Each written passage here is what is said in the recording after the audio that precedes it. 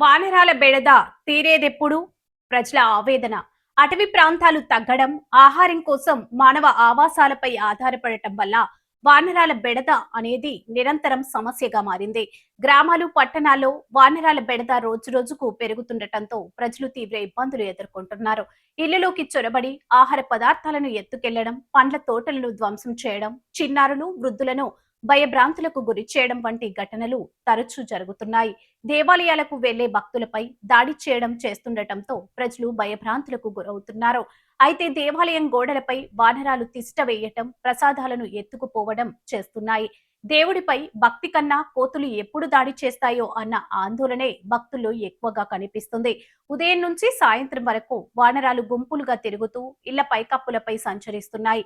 మహిళలు బయట పనులు చేసుకోవాలన్నా, పిల్లలు పాఠశాలలకు వెళ్లాలన్నా భయపడాల్సిన పరిస్థితి నెలకొంది. కొన్ని చోట్ల వానరాల దాడుల్లో పలువురు గాయపడిన ఘటనలు కూడా నమోదయ్యాయి. రైతులు కూడా వానరాల వల్ల భారీ నష్టాలను చవిచూస్తున్నారు.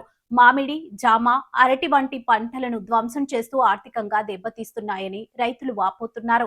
ఈ సమస్యపై పలుమార్లు అధికారులకు ఫిర్యాదు చేసినప్పటికీ శాశ్వత పరిష్కారం కనిపించడం లేదని ఆగ్రహం వ్యక్తం చేస్తున్నారు. అటవీ శాఖ అధికారులు మాట్లాడుతూ వానరాల సంఖ్య పెరగడం, అడవుల విస్తీర్ణం తగ్గడం వల్ల అవి నివాస ప్రాంతాల వైపు వస్తున్నాయని తెలిపారు.